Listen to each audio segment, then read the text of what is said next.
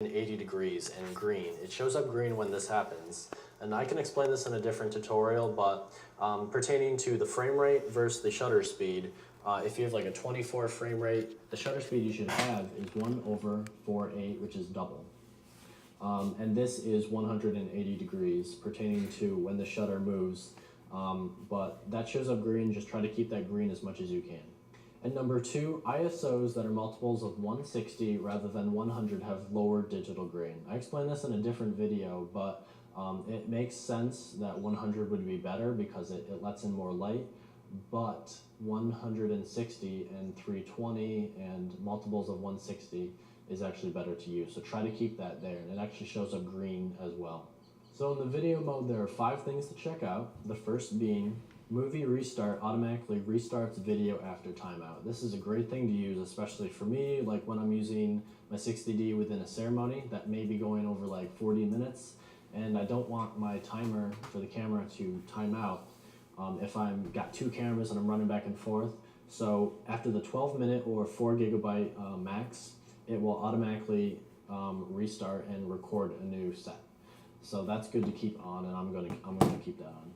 The bitrate option actually does what it says. It changes the bitrate of the movie that you're recording, and it will change it so that you could make a different length for the video. So if you shoot at a lower bitrate, you could have a higher length, so like a 30-minute video shot at lower bitrate, or you can also just get higher quality by shooting at a lesser. So like 6 minutes, you could get 1.5 increase, so a 0.5 increase to your bitrate.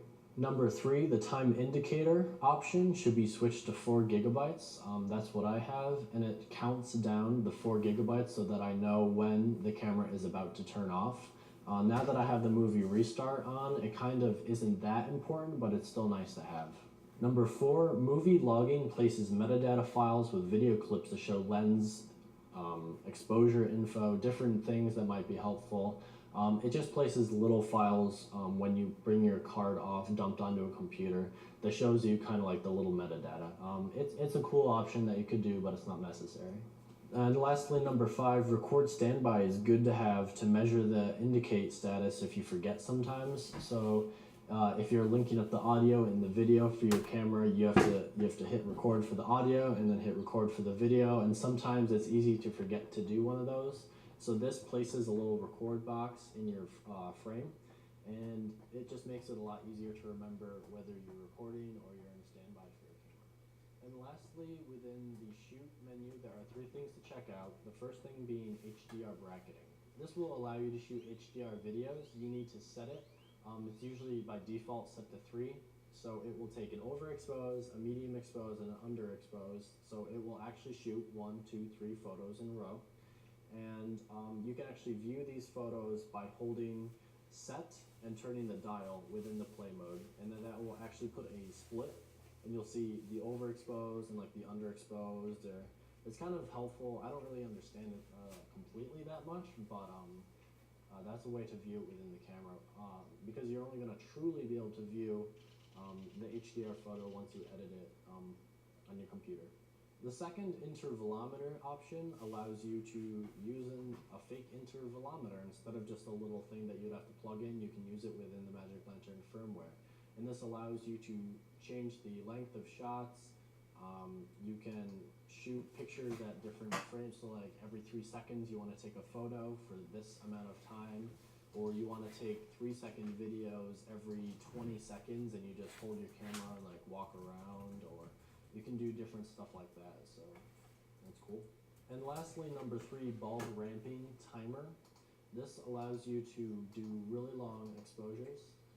So if you're shooting photos, maybe like stars outside at night, you can let your camera sit and expose the stars for like, say, like 3 hours, and that will give you some really good astrophotography. You can use it for different things because the Canon camera, I think, only lets you go up to 30 seconds with the Canon firmware, so this is a great option to have. And the second question I got this week was from Vimeo. Dan Dobie asked, "Hey dude, you can shoot HDR video with the new Magic Lantern firmware, right?" You can.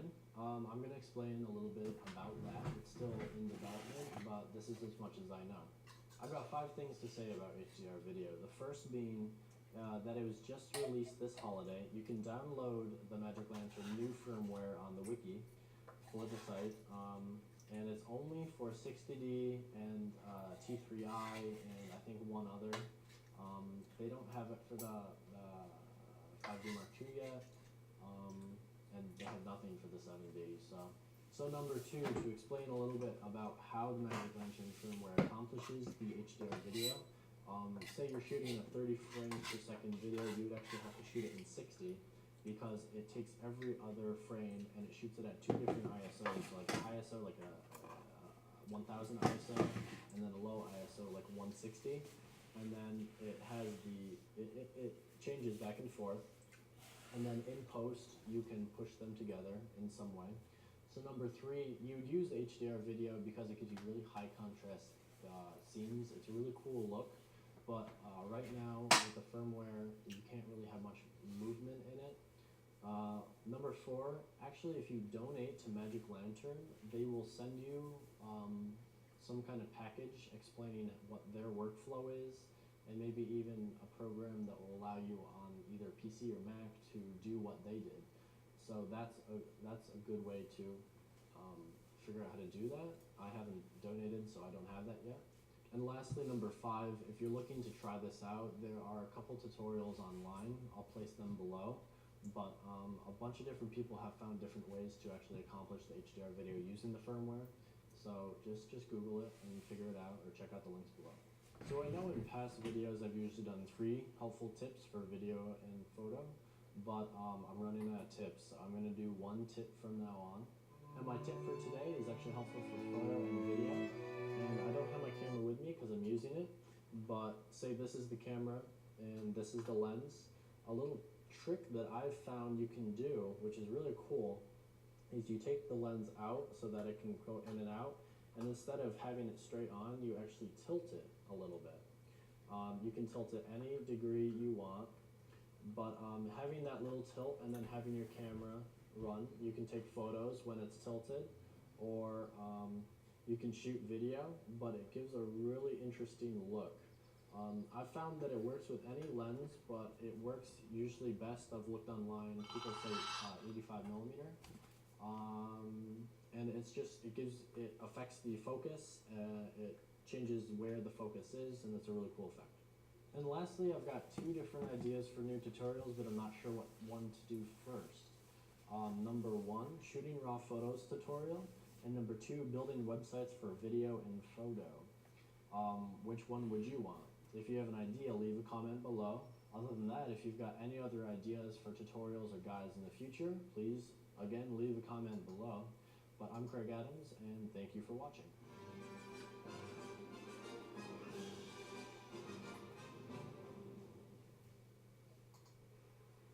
So, I wanted to show you guys my new camera that I will be making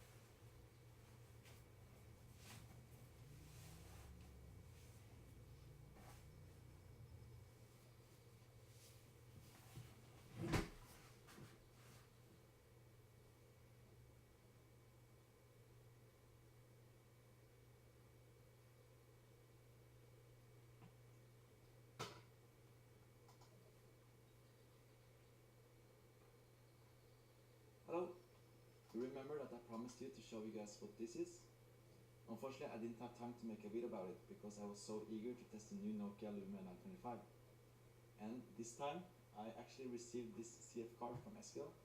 It's a 1000X CF card with 64GB of space, which means I can actually use it to shoot raw video on the Canon 5D Mark II. So I'm actually shooting raw right now, and it probably looks really amazing. And in this video, I thought I would show you guys how the raw video looks like compared to the compressed video. And it's really nice. You can download a Magic Lantern hack into your camera on the 550D, on the 7D, Mark II, Mark III, and so on. And you can shoot raw video if you have a really fast CF card. So it's some minor bugs still. It's quite new, the raw hack.